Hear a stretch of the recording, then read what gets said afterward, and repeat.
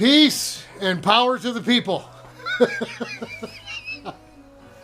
It's January 24th, just back from a crazy drive all the way up to where we live at 11.5 mile and Gratiot, the boulevard, right? I had to go all the way out to Hayes Road and 22 mile to the storage unit, right? I didn't take any video there because I just brought the carburetor home with me.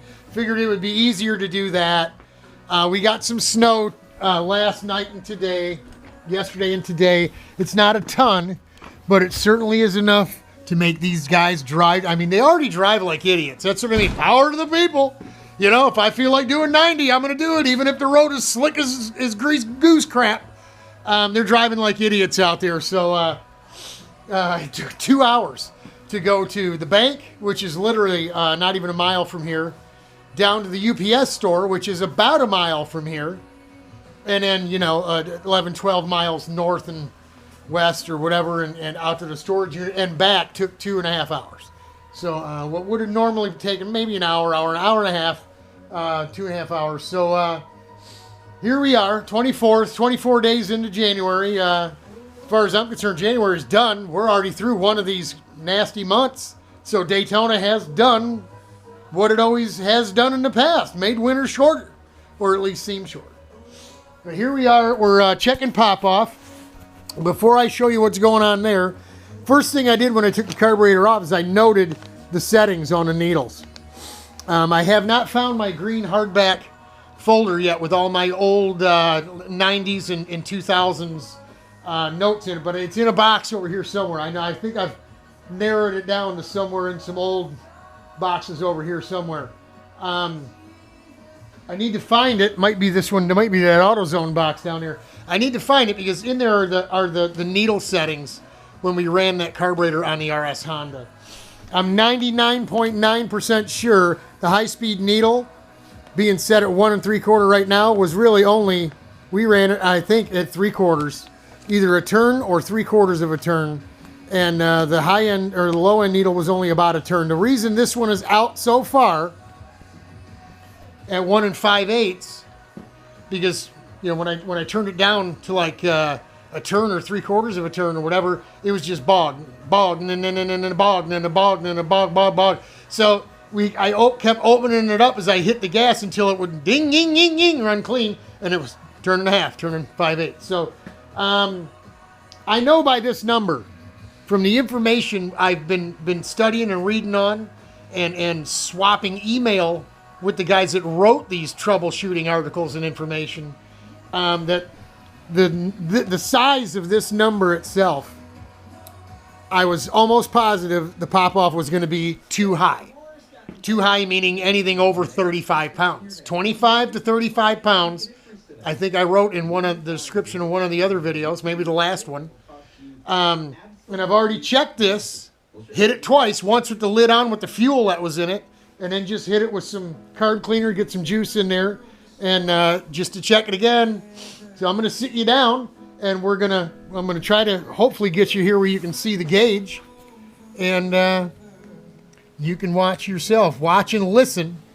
I don't know if you're not going to be able to see the gauge and the carburetor at the same time. Maybe I'll just let you watch the carb. How's that?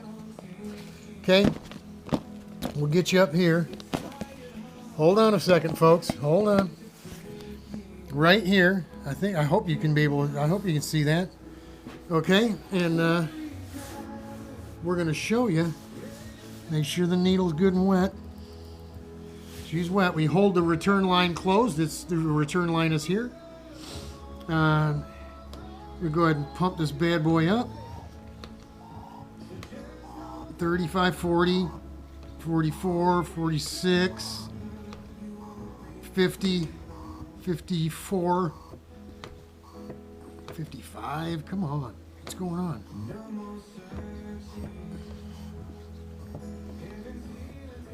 Huh. Maybe we didn't get it good and wet enough because it didn't pop there. Let's try her again. 25, 30, 40, up to 45, 50, Now it's not popping. Of course, you're on camera. Of course it's not going to pop now, right? But you're going to have to trust me. It was popping at 50 the first 2 times I got it to pop on its own. I don't know why this isn't working.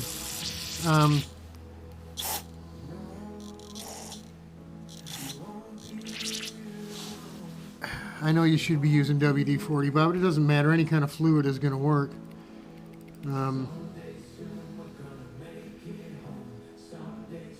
Hang in there, folks.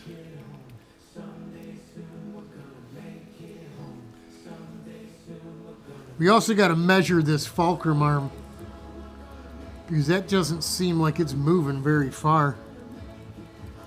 I think the number that I heard was no more than 45 thou higher than the base of this thing, and it doesn't hardly look like it's any higher. Well, maybe it is. It's got a little plastic button on it, which is not really normal. So now our fluid's all gone.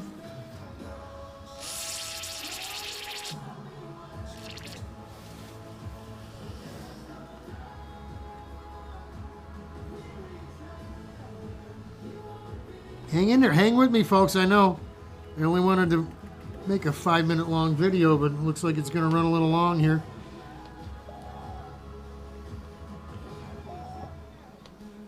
We're up to, it touched 35. It just touched 40, 44, 46. See, we're good. Oh, well over 50, and it's not popping. Doesn't make any sense. Oh, there we go. We buried the gauge at 60, and it finally popped off. I don't know. Maybe it's because it's cold out here, folks. I don't know, but we know this much. It's popping way too high, and a turn 5/8 on the low-speed needle was a dead giveaway of that. We need to address the spring rate of this bad boy. Let's see if we can get her to go again. 45, 47, 52. Yeah, see, we're over 55 here.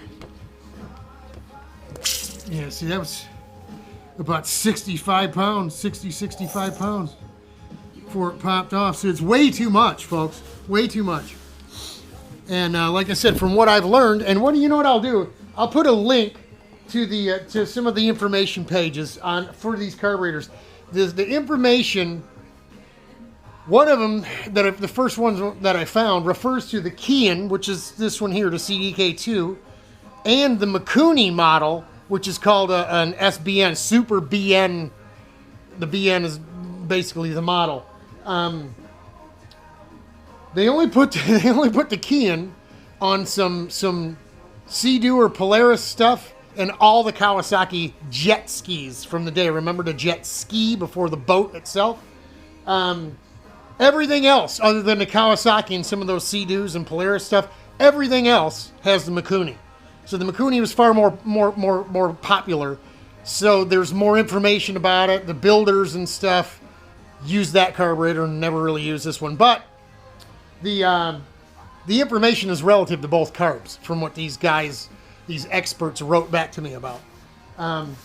That is far too high, far too high a pop off, which is going to cause this number to be real high here. Lower the pop off, the fatter the bottom end settings are going to be. I'm gonna include 3 or 4 links to pages down below, and you can check it out yourself if you're so interested. I've sent them to the re-release. Hey, Pops, and Jerry, I know Pops said, you know, this stuff isn't really, we're not running a carb that big and blah, blah, blah. But Junior gets it. It's relative. It still applies, especially when you look at low-end circuit to high-end circuit and how those two circuits overlap, how much they overlap, and how much they still affect one another. This high-speed needle being too fat, folks, yes, the pop-off is too high.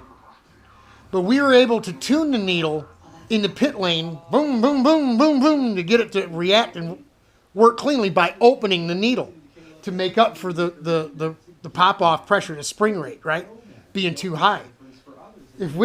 I think if we would have just lowered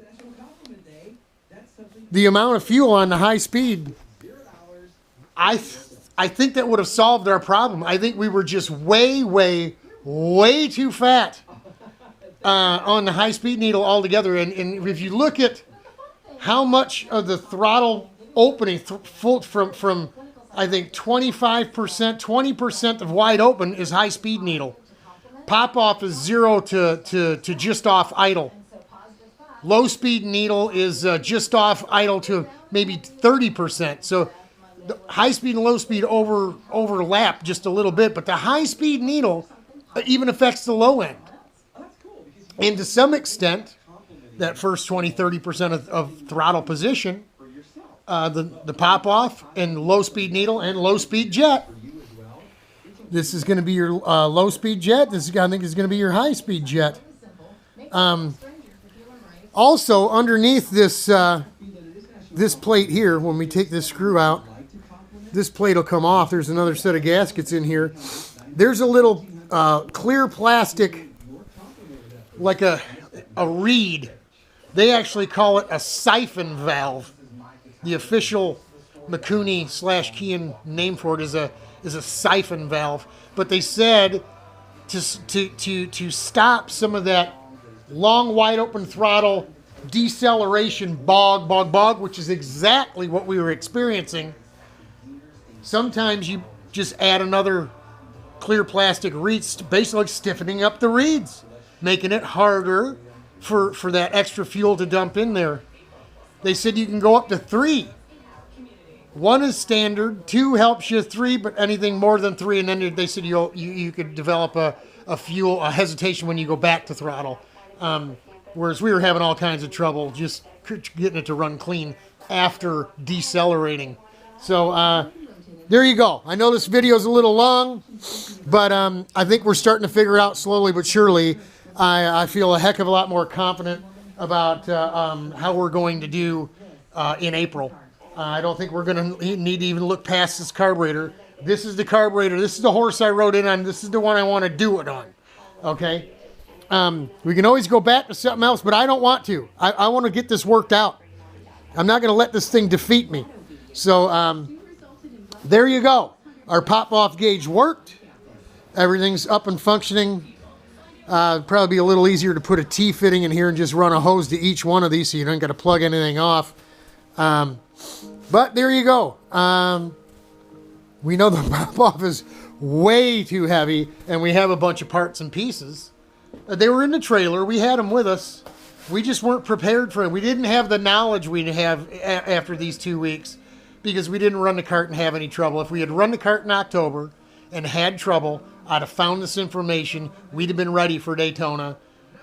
I wouldn't have probably had to do as many practice laps, which means maybe not such a big headache.